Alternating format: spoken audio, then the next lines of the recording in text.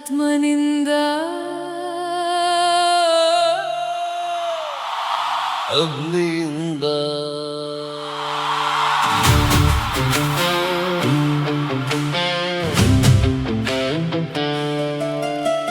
ಶಕ್ತಿಯಿಂದ ತುಂಬಿದವನು ಯಾರು?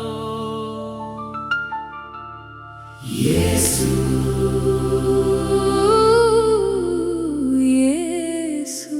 ನಮ್ಮ ರಾಜ ಯೇಸು.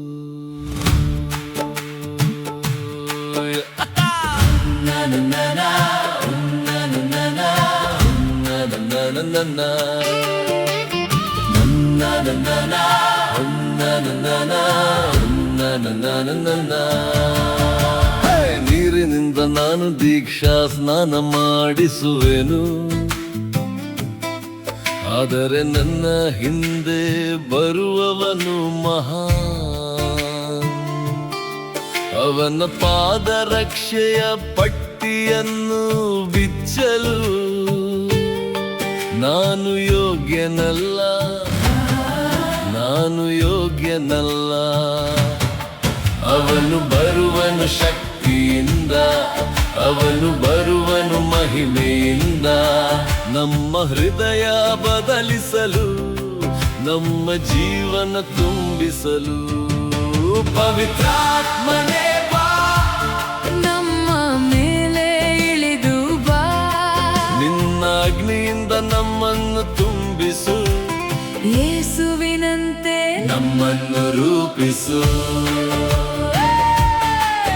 ಪವಿತ್ರಾತ್ಮನಿಂದ ಅಗ್ನಿಯಿಂದ ಯೇಸು ನಮ್ಮನ್ನು ತುಂಬಿಸುವನು. ಪವಿತ್ರಾತ್ಮನಿಂದ ಅಗ್ನಿಯಿಂದ ನಮ್ಮ ಹೃದಯ ಉರಿಸುವನು.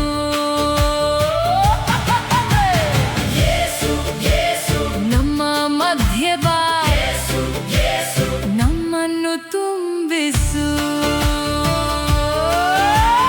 ಒಣಗಿದ ಹೃದಯಕ್ಕೆ ಜೀವ ಕೊಡುವವನು, ಭಯದ ಮಧ್ಯದಲ್ಲಿ ಧೈರ್ಯ ಕೊಡುವವನು, ಬಂಧನ ಮುರಿದು ಸ್ವಾತಂತ್ರ್ಯ ನೀಡುವವನು, ಪವಿತ್ರಾತ್ಮನ ಶಕ್ತಿಯಿಂದ ನಡೆಸುವವನು.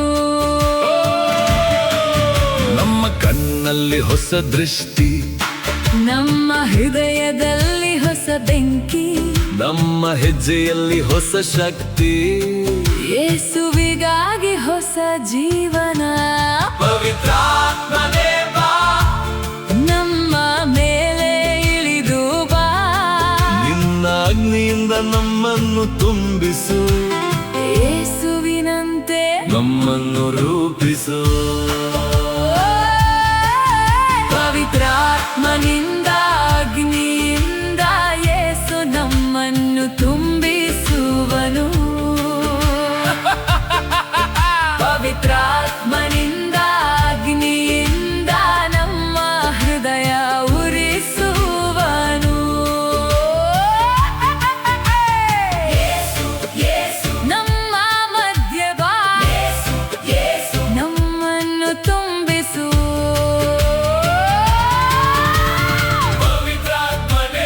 ನಮ್ಮ ಮೇಲೆ ಇಳಿದು ಬಾ, ನಮ್ಮ ಹೃದಯ ತುಂಬಿಸು. ಯೇಸುವಿನ ಹೆಸರಿನಲ್ಲಿ ನಾವು ಎದ್ದು ನಿಲ್ಲುವೆವು, ನಿನ್ನ ಅಗ್ನಿಯಲ್ಲಿ ನಾವು ಉರಿಯುವೆವು. ನಮ್ಮ ಹೃದಯದಲ್ಲಿ ಬೆಂಕಿ, ನಮ್ಮ ಹೃದಯದಲ್ಲಿ ಬೆಂಕಿ, ಯೇಸುವಿನ ಪ್ರೀತಿಯ ಬೆಂಕಿ, ಪವಿತ್ರಾತ್ಮನ ಅಗ್ನಿ. ನಮ್ಮ ಹೃದಯದಲ್ಲಿ ಬೆಂಕಿ, ನಮ್ಮ ಹೃದಯದಲ್ಲಿ ಬೆಂಕಿ, ಯೇಸುವಿಗಾಗಿ ಉರಿಯಲಿ, ನಮ್ಮ ಜೀವನ ಉರಿಯಲಿ. ಪವಿತ್ರಾತ್ಮನಿಂದ ಅಗ್ನಿಯಿಂದ ಯೇಸು ನಮ್ಮನ್ನು ತುಂಬಿಸುವನು. ಪವಿತ್ರಾತ್ಮನಿಂದ ಅಗ್ನಿಯಿಂದ ನಮ್ಮ ಹೃದಯ ಉರಿಸುವನು. ಪವಿತ್ರಾತ್ಮನಿಂದ ಅಗ್ನಿಯಿಂದ ನಮ್ಮ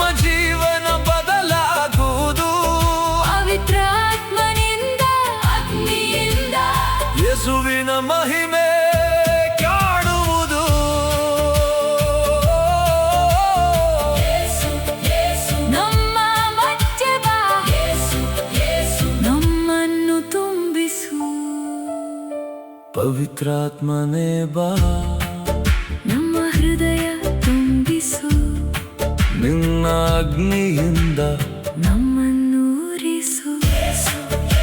ನಮ್ಮ ಯೇಸು, ನಮ್ಮ ಯೇಸು. ನನ್ನ ಯೇಸುವೆ ನಿಜವಾದ ಹೀರೋ. ಸ್ಪೈಡರ್ ಮ್ಯಾನ್ ಬಂದು ಜನರಿಗೆ ಸಹಾಯ, ಸೂಪರ್ ಮ್ಯಾನ್ ಬಂದು ಕಾಪಾಡುವನು, ಹಲ್ತನ್ನ ಶಕ್ತಿಯಿಂದ ನೆರವಾಗುವನು, ಕ್ಯಾಪ್ಟನ್ ಕೂಡ ಧೈರ್ಯದಿಂದ ನಿಲ್ಲುವನು. ಆದರೆ ನನ್ನ ಯೇಸು ಬೇರೆ, ನನ್ನ ಯೇಸು ನಿಜವಾದ ಹೀರೋ. ಬಲಹೀನರ ಕೈ ಹಿಡಿದನು, ಚಿಕ್ಕ ಮಕ್ಕಳನ್ನು ಪ್ರೀತಿಸಿದನು, ಕಣ್ಣೀರನ್ನು ಕಂಡರೆ ಹತ್ತಿರ ಬರುವನು, ಬಿದ್ದವನನ್ನು ಕೈ ಹಿಡಿದು ಎಬ್ಬಿಸುವನು. ಲೋಕದ ಹೀರೋಗಳು ಕಥೆಯಲ್ಲಿರಬಹುದು, ನನ್ನ ಯೇಸು ನನ್ನ ಜೊತೆಯಲ್ಲಿರುವನು. ಯೇಸು ಯೇಸು ನನ್ನ ಹೀರೋ, ಯೇಸು ನನ್ನನ್ನು ಪ್ರೀತಿಸುವ ಯೇಸು. ಶಕ್ತಿಶಾಲಿ ಪ್ರೀತಿಶಾಲಿ ನನ್ನ ರಕ್ಷಕ ಯೇಸು. ಹೀರೋಗಳಿಗಿಂತ ಶಕ್ತನು, ರಾಜರಿಗಿಂತ ದೊಡ್ಡವನು, ನನ್ನ ಯೇಸು ಎಂದೆಂದಿಗೂ ನನ್ನ ಹೀರೋ. ಹಲ್ಲೆಲೂಯಾ, ಯೇಸುವಿಗೆ ಜಯ.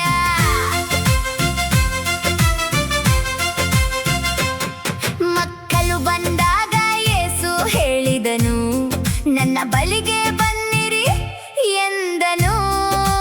ಚಿಕ್ಕವರನ್ನು ದೂರ ಮಾಡಲಿಲ್ಲ, ಪ್ರೀತಿಯ ತೋಳಲ್ಲಿ ಸೇರಿಸಿಕೊಂಡನು.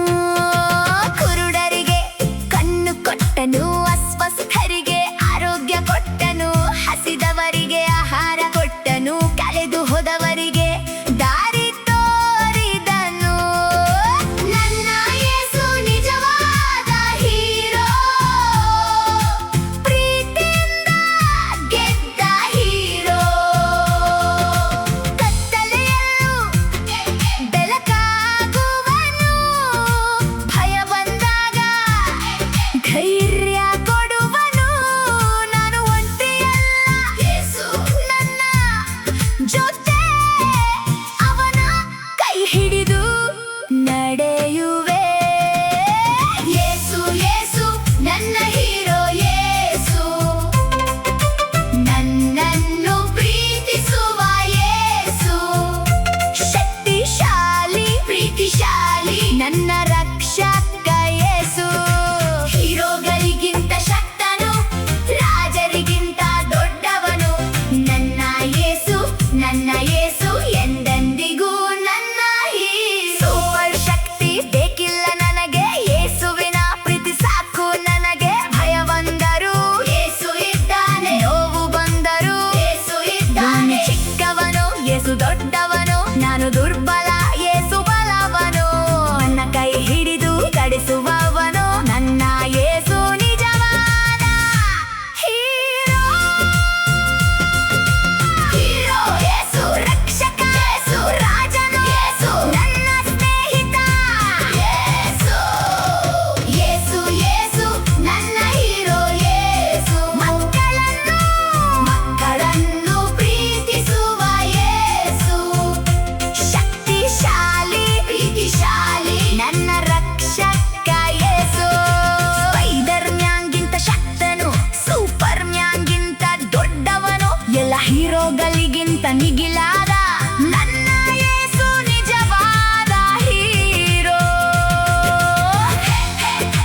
Hallelujah, hallelujah. ಮಕ್ಕಳ ಸ್ನೇಹಿತ ಯೇಸು, ನಮ್ಮ ರಕ್ಷಕ ಯೇಸು. ಕೈ ಎತ್ತಿ ಹಾಡೋಣ ಯೇಸುವಿಗೆ ಜಯ, ನಗುತ್ತ ಹಾಡೋಣ ಯೇಸುವಿಗೆ ಜಯ, ಹೃದಯದಿಂದ ಹೇಳೋಣ ಯೇಸುವೇ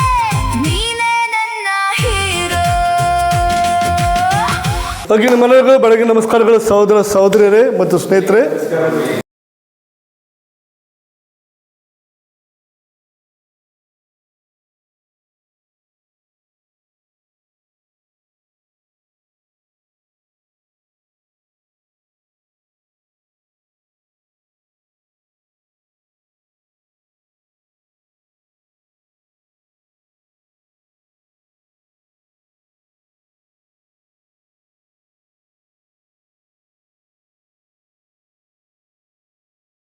ಈ ಸಮಯದಲ್ಲಿ ನಾವು ಪ್ರಾರ್ಥನೆ ಮಾಡೋಣ ಚಿಕ್ಕದಾಗಿ, ಅದಾದಮೇಲೆ ಮೆಸೇಜ್ಗೆ ಹೋಗೋಣ. ಓಕೆ, ಅತಿ ಪರಿಶುದ್ಧವಾದ ದೇವರೇ, ನಮಗೆ ಮಹಿಮಾಗಲಿ.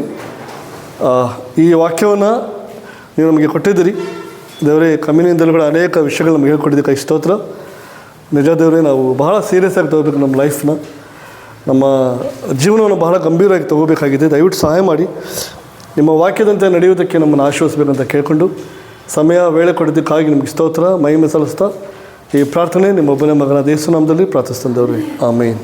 ದೇವರು ಯಾವಾಗಲೂ ಕೂಡ ಮುರಿದೋದ ಹೃದಯಗಳನ್ನು ಮರೆಯೋದಿಲ್ಲ.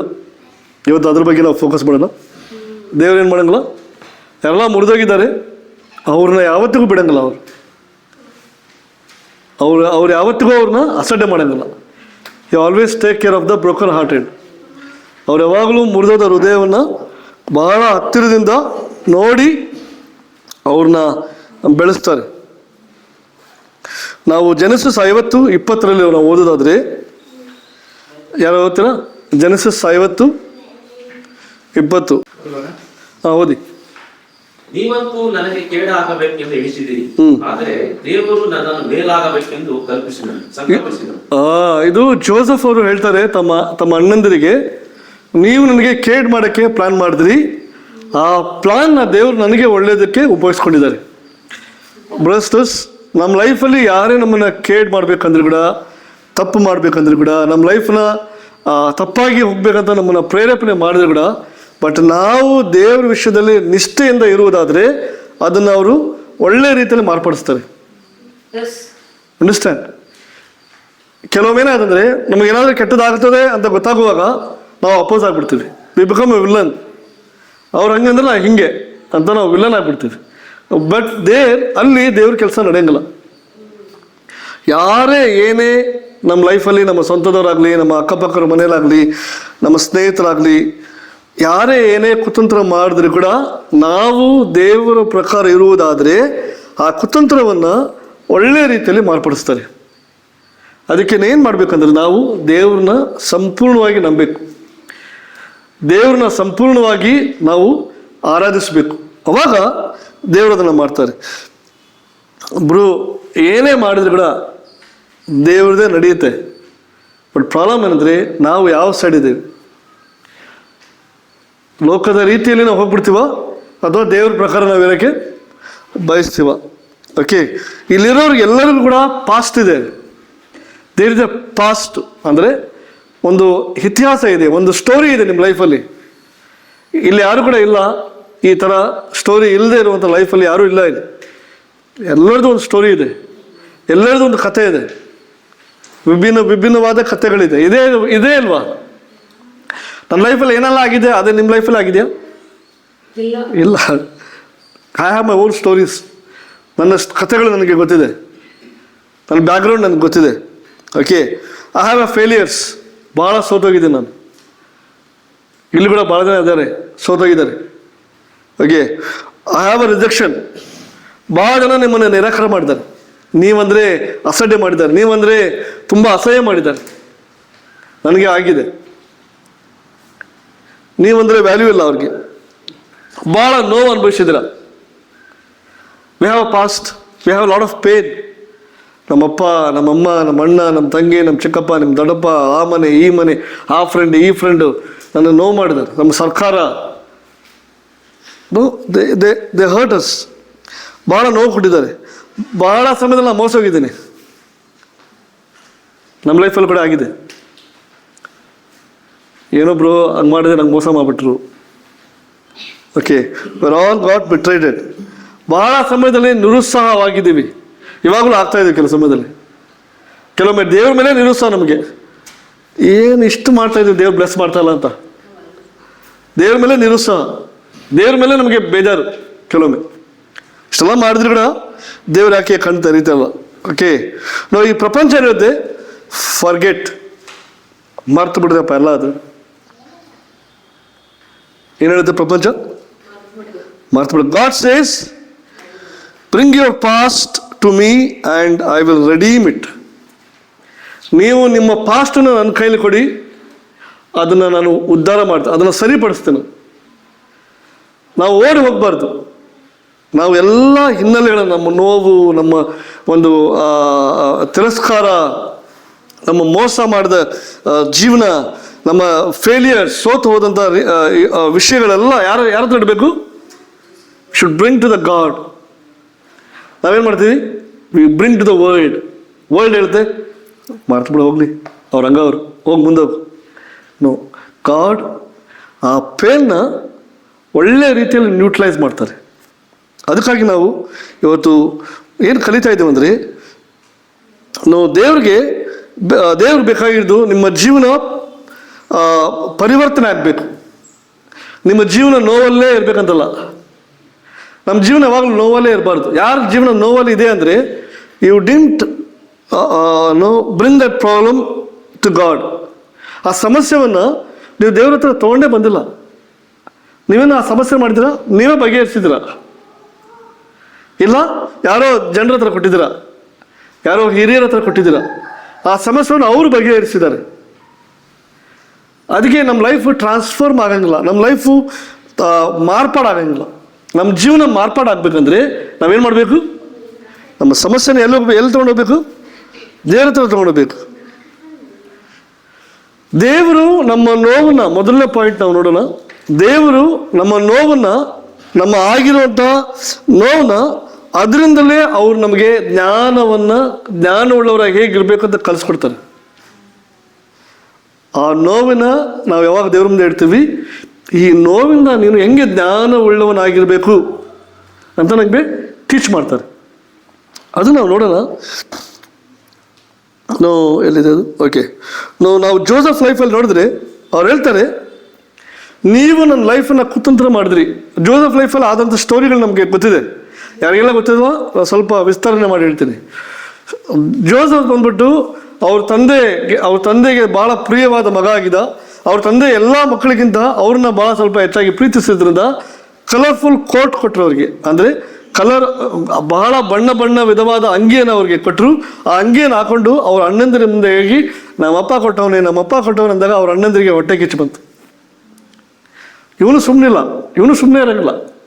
ಏನೆಲ್ಲ ಮಾಡ್ತಾರೋ ಅವರಪ್ಪ ಎಲ್ಲರ ಮುಂದೆ ಹೇಳೋದು ಜೋಸೆಫ್. ಬಟ್ ಅವ್ರ ಅಣ್ಣಂದಿರಿಗೆ ಹೊಟ್ಟೆ ಕಿಚ್ಚು ಬಂತು. ಅಲ್ಲಿಂದ ಸ್ಟಾರ್ಟ್ ಆಯಿತು. ಅವಾಗ ಹೇಳ್ತಾರೆ, ಒಂದು ಕನಸು ಹೇಳ್ತಾನೆ, ನೀವು ಹಿಂಗಾಗ್ತೀರಿ, ನೀವು ಹಂಗಾಗ್ತೀರಿ, ನೀವು ಕೆಳಗೆ ಬೀಳ್ತೀರಿ, ಕಾಲಾಗಿ ಬೀಳ್ತೀರಿ ಅಂತ ಇನ್ನೂ ಹೇಳ್ತಾನೆ. ಆವಾಗ ಇನ್ನೂ ಸಿಟ್ಟು ಬರುತ್ತೆ. ಎಲ್ಲ ಅಣ್ಣಂದ್ರೆ ಏನು ಮಾಡ್ತಾರೆ, ಇವನ್ನ ಹೆಂಗಾರು ಮಾಡಿ ಸಾಯಿಸ್ಬೇಕಲ್ಲ ಅಂತ ಕುರಿ ಮೇಯಿಸೋ ಟೈಮಲ್ಲಿ ಅವನ್ನ ಬಾವಿಯಲ್ಲಿ ಎತ್ತೆ ಬಿಸಾಕ್ಬಿಡ್ತಾರೆ. ಜೋಸೆಫ್ನ ಸ್ವಂತ ಅಣ್ಣಂದರು, ಬೇರೆದವರಲ್ಲ, ಅವನ ಜೊತೆ ಬೆಳೆದವರು, ಅವನ ಜೊತೆನೇ ಬೆಳೆದು ಅವನ ಜೊತೆ ಆಟ ಆಡಿದವರು, ಸ್ವಂತ ಅಣ್ಣನೇ ಅವ್ರನ್ನ ಹಾಕ್ಬಿಡ್ತಾರೆ. ಅದರಲ್ಲಿ ಒಬ್ಬ ರೂಬನ್ ಅಂತ ಒಬ್ಬರು ಬ್ರದರ್ ಇದ್ದರು.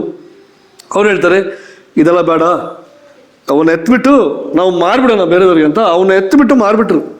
ಮೊದಲೇದೇನು ಮಾಡಿದ್ರು, ಬಾವಿ ಹಾಕಿದ್ರೆ ದೊಡ್ಡ ತಪ್ಪು ಸಾಯಿ ಅಂತ. ಇನ್ನೊಂದೇನು ಮಾಡಿದ್ರು, ಅವನ್ನ ಮಾರ್ಬಿಟ್ರು.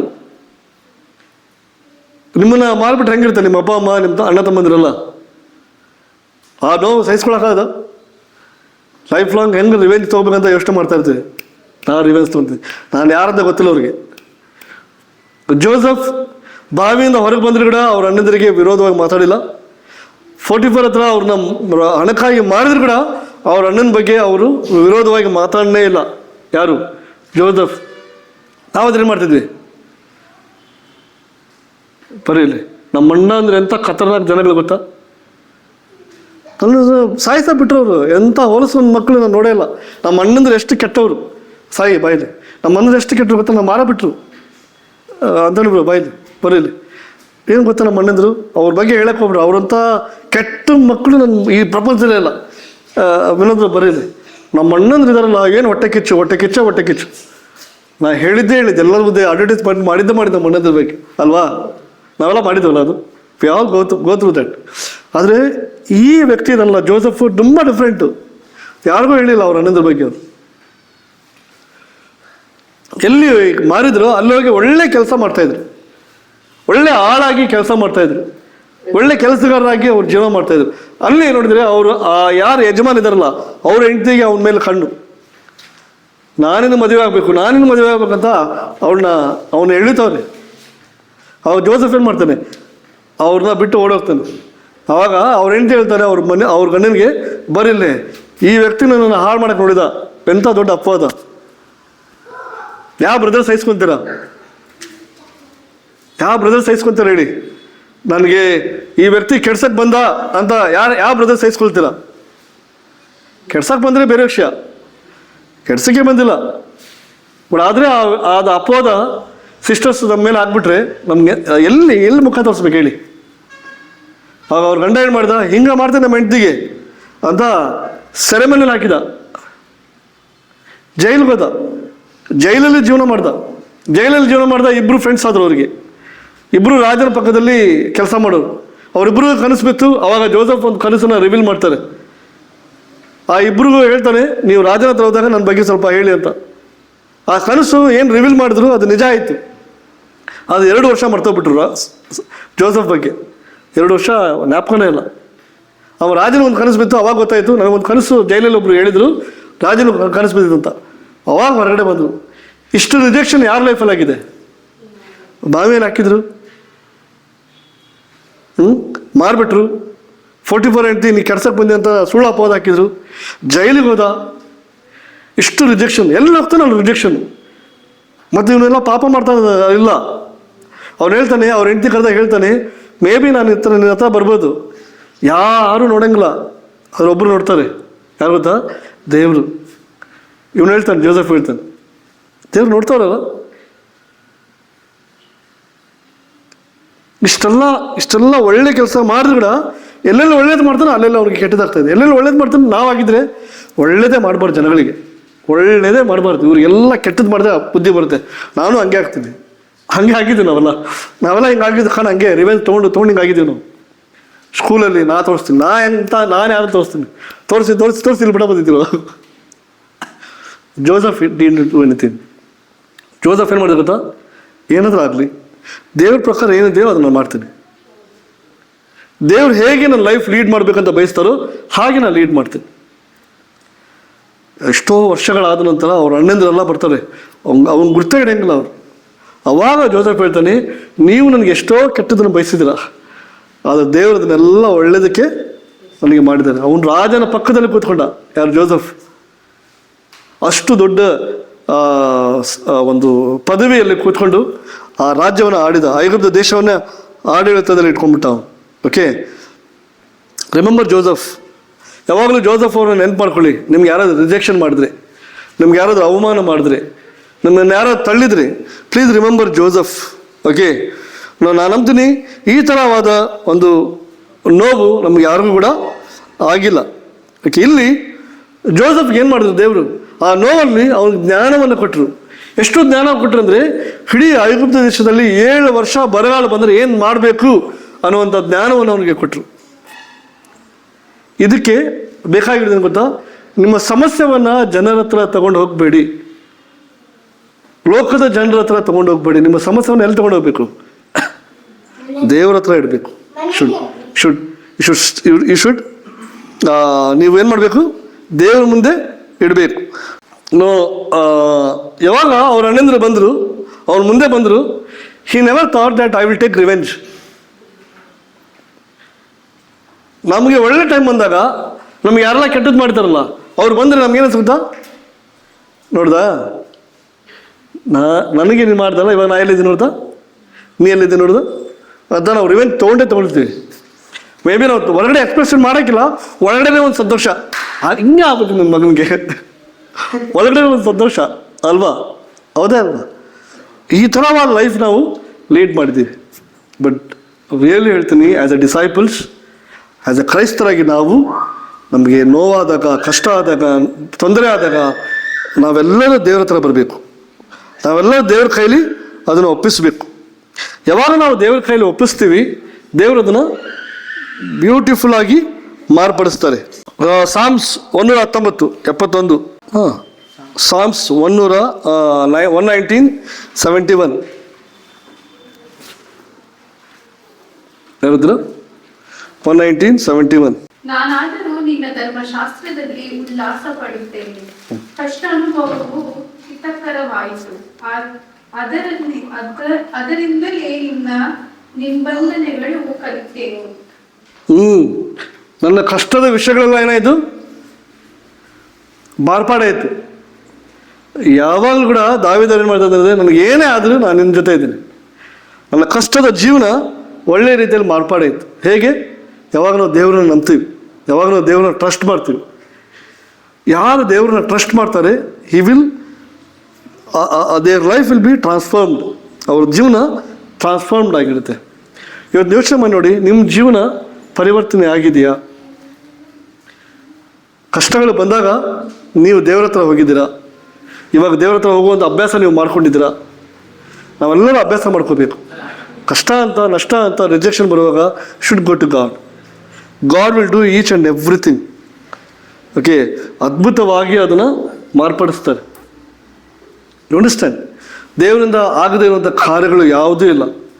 ದೇವರು ಬಹಳ ಅದ್ಭುತವಂತರು. ನಮ್ಮನ್ನು ನೋವನ್ನು ಅದ್ಭುತವಾಗಿ ಮಾರ್ಪಡಿಸ್ತಾರೆ. ಓಕೆ, ಒಂದು ಉದಾಹರಣೆ ಹೇಳುವಾಗ, ಒಬ್ಬ ಶಿಲ್ಪಿ ಗೊತ್ತಾ? ಕಲ್ಲನ್ನ ಕೆತ್ತುತ್ತಾನಲ್ಲ, ಅವನ ಹತ್ರ ಒಂದು ಚಾಣ ಇರುತ್ತೆ. ಚಾಣ ಅಂತ ಏನಂತಾರೆ ನೀವು? ಚಾಣ ಕರೆಕ್ಟಾ? ಅದು ಒಂದು ಹ್ಯಾಮರ್ ಇರುತ್ತೆ. 1000 ಸಲ ಅದನ್ನು ಹೊಡಿತಾನೆ. ಟಕ್ ಟಕ್ ಟಕ್ ಟಕ್ ಹೊಡಿತಾನೆ. 1000 ಸಲ ಹೊಡಿತಾನೆ. ಇನ್ನೂ ಜಾಸ್ತಿ ಹೊಡಿತಾನೆ. ಅಷ್ಟೆಲ್ಲ ಹೊಡೆದ ಮೇಲೇ ಅದು ಸುಂದರವಾದ ಶಿಲೆಯಾಗಿ ಬರುತ್ತೆ. ಆ ಕಲ್ಲನ್ನು ಹೊಡೆದಿಲ್ಲ ಅಂದರೆ ಅದು ಶಿಲೆ ಆಗಂಗಿಲ್ಲ. ಹಾಗೆ ನಮ್ಮ ಲೈಫಲ್ಲಿ ನಾವು ಒಳ್ಳೆ ಕ್ರೈಸ್ತರಾಗಬೇಕಂದ್ರೆ ದೇವ್ರ ಕೈಲಿ ಆ ಚಾಣವನ್ನು, ಹ್ಯಾಮರ್ನ ಕೊಡಬೇಕು. ನಾವು ಹಂಗೆ ಅವ್ರ ಕೈಲಿ ಕೊಡೋಂಗಿಲ್ಲ, ನಾವು ಜನರ ಹತ್ರ ಕೊಡ್ತೀವಿ. ಏನೋ ಶೇಪ್ ಆಗಿರ್ಬೇಕು, ಏನೋ ಶೇಪ್ ಆಗಿರ್ತದೆ. ಓಕೆ, ಜನರ ಹತ್ರ ಏನಾಗುತ್ತೆ, ನಮ್ಮ ನೋವನ್ನು ಹೇಳ್ಕೊಂಡಾಗ ಏನಾಗುತ್ತೆ, ಅಲ್ಲಿ ಅವ್ರು ಹೇಳ್ಕೊಡ್ತಾರೆ ಹೆಂಗೆ ರಿವೆನ್ಸ್ ತೊಗೋಬೇಕಂತ ಹೇಳ್ಕೊಡ್ತಾರೆ ಅಲ್ವಾ? ಹೇಗೆ ಅವ್ರನ್ನ ಪಟಾಯಿಸ್ಬೇಕು ಅಂತ ಹೇಳ್ಕೊಡ್ತಾರೆ. ಹೇಗೆ ನೀನು ಸಾಲ ಮಾಡಿ, ಉದಾಹರಣೆಗೆ ಫಾರ್ ಎಕ್ಸಾಂಪಲ್ ಏನಾದರೂ ಒಂದು ವಿಷಯಗಳು ನಾವು ತೊಗೊಂಡೋಗುವಾಗ, ನಾವು for example Sai may be okay, Sai ಮೊನ್ನೆ ಫೋನ್ ತೊಗೊಂಡ್ರು, ಐಫೋನ್ ತೊಗೊಂಡ್ರು. ಇವಾಗ ನಾನು ಹೋಗಿ ಆಂಟೋನಿ ಬ್ರದರ್ ಸಾಯಿ ಐಫೋನ್ ತೊಗೊಂಡ್ರು. ಬ್ರದರ್, ನೀವು ಲೋನ್ ಮಾಡಿ ನೀವು ಐಫೋನ್ ಪ್ರೋ ತೊಗೊಂಬಿಡಿ. ಇದು ಮನುಷ್ಯರಿಂದ ಬರುವಂಥ ಒಂದೊಂದು ಡಿಸೈಪಲ್ ಇಲ್ಲ ಅಂದರೆ, ಅಂಥವ್ರ ಮೇಲೆ ಡಿಸೈಪಲ್ ಇಲ್ಲ ಅಂದರೆ, ಡಿಸೈಪಲ್ ಆಗಿ ನಂಗೆ ಹೇಳಂಗಿಲ್ಲ, ಡಿಸೈಪಲ್ ಆಗಿಲ್ಲ, ಏಸುನ ಹಿಂಬಾಲಿಸ್ತಾರೆ ಅಂದರೆ ಜನಗಳ ಹತ್ರ ಹೋಗಿ ಹೇಳಿದ್ರೆ ಏನು ಮಾಡ್ತಾರೆ ಅವರು? ನೀನು ತೋರಿಸಿ ಯಾರಂತ ಲೋನ್ ತೊಗೊಂಡು ನೀನು ಐಫೋನ್ ಪ್ರೋ ತೊಗೊಂಬಿಡು. ಇದೇ ಜನಗಳು ಹೇಳಿದ್ದು. ಅವ್ನು ಕಾರ್ ತೊಗೊಂಡ, ನೀವು 2 ಕಾರ್ ತಗೋ. ಜಾಗ ತೊಗೊಂಡ್ರ ಏನು ಮಾಡಿ ಬಂಗಾರ ಗಿಂಗಾರೆಲ್ಲ ಒತ್ತಿ ಇಟ್ಟು ಜಾಗ ತಗೋ. ಇದೆಯಾ? ಸ್ಯಾಲ್ರಿ ಎಷ್ಟಿದೆ? EMI ಕಟ್ಟೋಕ್ಕಾಗುತ್ತಾ? ಏನೂ ಕೇಳೋಕ್ಕಲ್ಲ. ಒಟ್ಟು ಮಾಡು. ದೇವ್ರು ಹೇಳ್ತಾರೆ, you will be blessed in right time. ಈ ಬ್ರದರ್ಗೆ ಒಂದು ರೈಟ್ ಟೈಮ್ ಇದೆ ಬ್ಲೆಸ್ ಮಾಡೋಕ್ಕೆ, ಬ್ಲೆಸ್ ಮಾಡಿದ್ದಾರೆ. ಹಾಗಂತ ನಮ್ಮ ಟೈಮ್ ಬರೋಂಗಂತಲ್ಲ, ಎಲ್ಲರದ್ದು ಟೈಮ್ ಬರುತ್ತೆ. We will have a time. ಆದರೆ ದೇವರಿಗೆ ಒಪ್ಪಿಸಿಕೊಡಬೇಕು. ಅದು ಸಿಕ್ಕರೂ ಸರಿ, ಸಿಗದಿದ್ದರೂ ಸರಿ, ಏನೇ ದೇವ್ರು ಮಾಡಿದ್ರು ಅದು ನಮ್ಮೆಲ್ಲ ಒಳ್ಳೇದಕ್ಕೆ ಮಾಡೋದು. ಅಂಡರ್ಸ್ಟ್ಯಾಂಡ್? ಅವ್ರು ಜನಗಳ ಮುಂದೆ ನಮ್ಮ ಸಮಸ್ಯೆಯನ್ನು ತೊಗೊಂಡೋಗ್ಬಾರ್ದು. ಇಲ್ಲಾಂದ್ರೆ ಅವರು ಭಾಳ ತಪ್ಪಾಗಿ ಅಡ್ವೈಸ್ ಮಾಡ್ತಾರೆ. ಅಂಡರ್ಸ್ಟ್ಯಾಂಡ್? ಅದಕ್ಕಾಗಿ ಬ್ರಸ್ಟರ್ಸ್, ಆಲ್ವೇಸ್ ರಿಮೆಂಬರ್, ಓಕೆ, ನಾವು ದೇವ್ರನ್ನ ನೀವು ಯಾವತ್ತಿಗೂ ಮರಿಬೇಡಿ. ಓಕೆ, ದೇವರು ಯಾವಾಗಲೂ ನಮ್ಮನ್ನು 2ನೇ ಪಾಯಿಂಟ್ ಕರೆಯೋದ್ರೆ, God calls us to walk forward by faith, not living in regret. ದೇವರು ನಮ್ಮನ್ನು ಏನಕ್ಕೆ ಕರೀತಾರೆ ಅಂದರೆ, ನೀವು ಮುಂದೆ ಹೋಗಿ ಅಂತ ಹೇಳೋದಕ್ಕೆ ಕರೀತಾರೆ ಹೊರತು, ನೀವು ಏನು ನೋವಾಗಿದೆ ಅದನ್ನು ನೋವಲ್ಲೇ ಇರ್ರಿ ಅಂತ ನಮ್ಮನ್ನು ಯಾವಾಗಲೂ ಅಡ್ವೈಸ್ ಮಾಡೋಂಗಿಲ್ಲ. ಯಾರೆಲ್ಲ ನೋವಲ್ಲೇ ಇದ್ದೀರಾ, ನೀವು still you are not listening to the God's word. ನೀವು ದೇವ್ರನ್ನ ನೀವು ಕೇಳಿಸ್ಕೊಳ್ತಲ್ಲ, ದೇವ್ರ ಮಾತನ್ನ ನೀವು ಕೇಳಿಸ್ಕೊಳ್ತಲ್ಲ. ಯಾಕೆ? ಅದಕ್ಕಾಗಿ ನೀವು ಇನ್ನೂ ಆ ನೋವಲ್ಲೇ ಇದ್ದೀರಾ, ಆ ಬೇಜಾರದಲ್ಲೇ ಇದ್ದೀರಾ. ಎಷ್ಟೋ ವರ್ಷಗಳಾಗಿರುತ್ತೆ, ಇವಾಗಲೂ ಫ್ರೆಶ್ ಆಗಿರುತ್ತೆ ಅದು ನೋವು. No, you have to give up. You need to change your life. ನಾವು ಈ ಸ್ಟೋರಿ ನೋಡುವಾಗ ನೆಹೋಮಿ ಮತ್ತು ರೂತಳ ಬಗ್ಗೆ ನಾವು ನೋಡೋಣ. ನೆಹೋಮಿ ರೂತ್ ಯಾರು ಗೊತ್ತಾ? ಅತ್ತೆ ಸೊಸೆ. ನೆಹೋಮಿ ಬಂದ್ಬಿಟ್ಟು ಅತ್ತೆ, ರೂತಳು ಬಂದ್ಬಿಟ್ಟು ಸೊಸೆ. ನೆಹೋಮಿಗೆ ಇಬ್ಬರು ಸೊಸೆಂದರು. ಅದರಲ್ಲಿ ರೂತ್ ಒಬ್ಳು.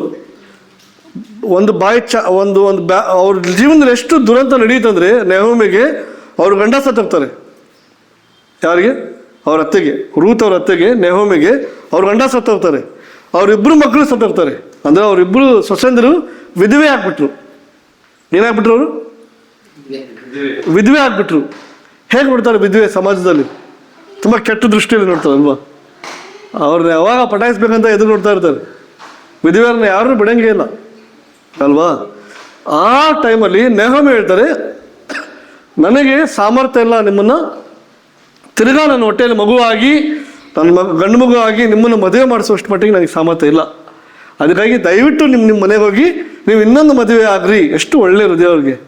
ನೀವು ಹೋಗಿ ಇನ್ನೊಂದು ಮದುವೆ ಆಗಿ ನಿಮ್ಮ ಲೈಫ್ ನೀವು ನೋಡ್ಕೊಳ್ಳಿ ಅಂತ ನೆಹೋಮಿ ಅವ್ರಿಗೆ ಇಬ್ಬರಿಗೂ ಹೇಳ್ತಾರೆ. ನೆಹೋಮಿ ಏನು ಮಾಡಿದ್ರು? ಕಳಿಸ್ಬಿಡ್ತಾರೆ. ಆಗ ಅದರಲ್ಲಿ ಒಂದು ಸೊಸೆ, ಥ್ಯಾಂಕ್ ಯು ಅತ್ತೆ, ನಮ್ಮ ಬಗ್ಗೆ ಒಳ್ಳೇದು ಯೋಚನೆ ಮಾಡಿದ್ರ, ನಿಮ್ಮಂಥ ಒಳ್ಳೆ ಅತ್ತೆ ಯಾರಿಲ್ಲ ಅಂತ ಅವ್ರಿಗೆ ಹೋಗ್ಬಿಟ್ರು. ಅವರು ಅಪ್ಪ ಅಮ್ಮ ಮನೆಗೆ ಹೋಗ್ಬಿಟ್ರು. ಇನ್ನೊಂದು ಸೊಸೆ, ಅವಳ ಹೆಸರು ಬಂದ್ಬಿಟ್ಟು ರೂತಳು. ಅವಳೇನು ಹೇಳ್ತಾಳೆ? ಅತ್ತೆ, ನೀವು ಎಲ್ಲಿ ಹೋಗ್ತೀರಿ ನಾನು ಅಲ್ಲೇ ಬರ್ತೀನಿ.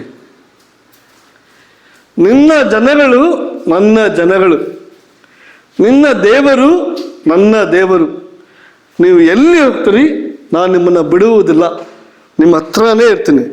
ಓಕೆ, ನಾವು ಈ ಥರ ದುರಂತದಲ್ಲಿರೋ ನೆಹೋಮಿ ಮತ್ತು ಯಾರು? ರೂತಳು ಕಷ್ಟದ ಸಮಯದಲ್ಲಿ ಹೋಗ್ತಾ ಇದ್ದಾರೆ. ದೇವರು ಇವರಿಬ್ಬರನ್ನ ಆರಿಸ್ತಾರೆ. ಇವ್ರ ಮೂಲಕನೇ ದಾವಿದ ಹುಡ್ತಾರೆ. ದಾವಿದ ಸಂತತಿ ಇವ್ರ ಮೂಲಕನೇ ಬರದೆ. ಯಾರ ಮೂಲಕ? ರೂತರ ಮೂಲಕ. ದಾವಿದ ಸಂತತಿ ಬಂದಿದ್ದಕ್ಕಾಗಿ ಜೀಸಸ್ ಬಾರ್ನ್ ಆದರು.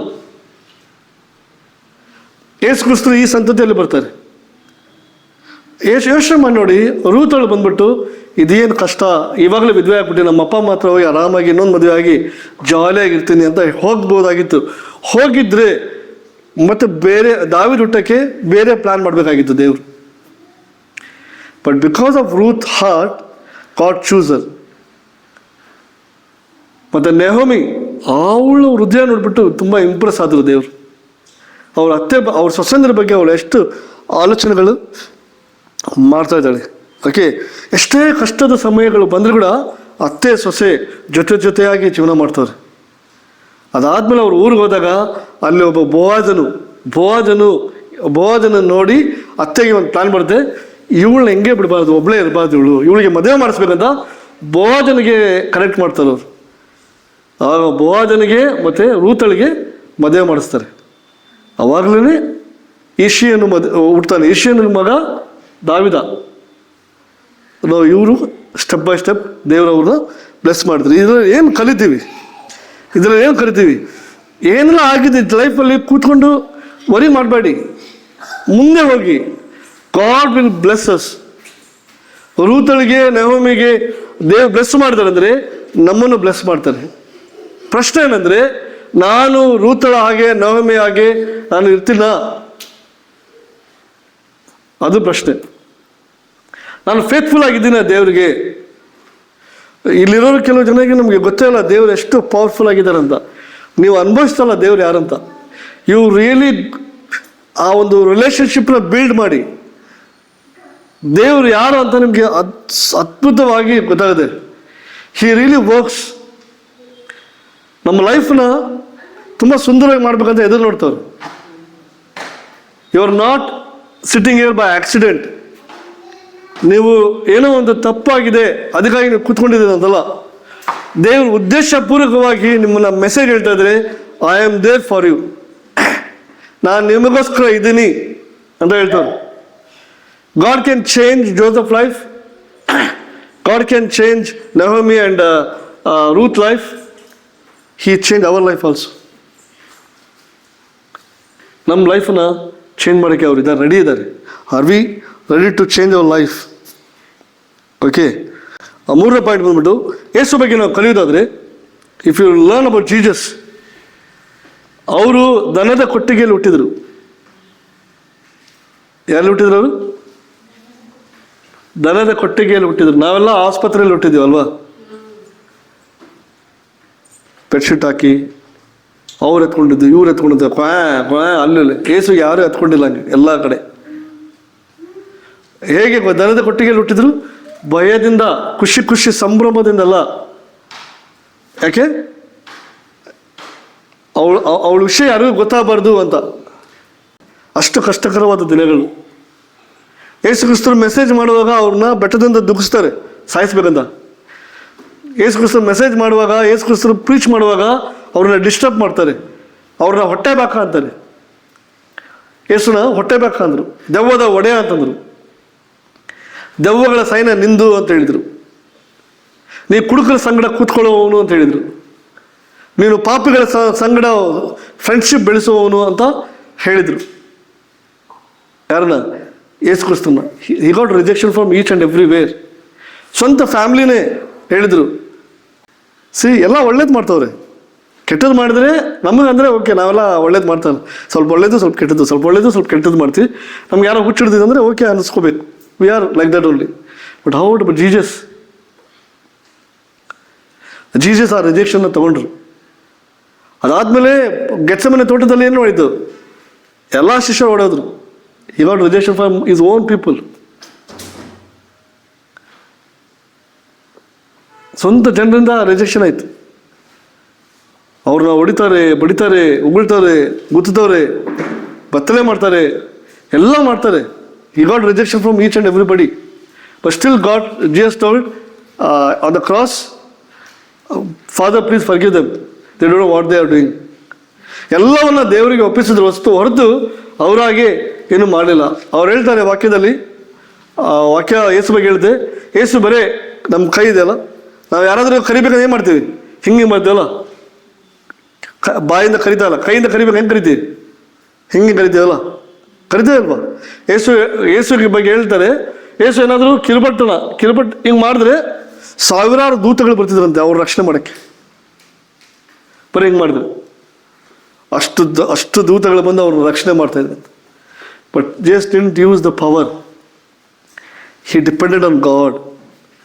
ದೇವರ ಮೇಲೆ ಅವಲಂಬಿತರಾಗಿ he sacrifice his life because to love us. ನಮ್ಮನ್ನು ಪ್ರೀತಿಸೋದಕ್ಕೋಸ್ಕರ ಅವ್ರು ತಮ್ಮ ಜೀವನವನ್ನು ಸ್ಯಾಕ್ರಿಫೈಸ್ ಮಾಡಿದರು. Brothers, I want to encourage you. ನಮ್ಮ ಲೈಫಲ್ಲಿ ರಿಜೆಕ್ಷನ್ ಇದೆ, ಯಾರೂ ಪರ್ಫೆಕ್ಟ್ ಇಲ್ಲ ಬ್ರದರ್. ನಾವು ಚಿಕ್ಕದ್ರಿಂದ ಬಂಗಾರ ಸ್ಪೂನ್ದಲ್ಲಿ ತಿಂದ್ಬಿಟ್ಟು ಏನು ಕಷ್ಟ ಇಲ್ಲ ಹಂಗೆ ಬೆಳೆದಿದ್ದೀನಿ ಅಂದರೆ ಐ ಡೋಂಟ್ ಬಿಲೀವ್.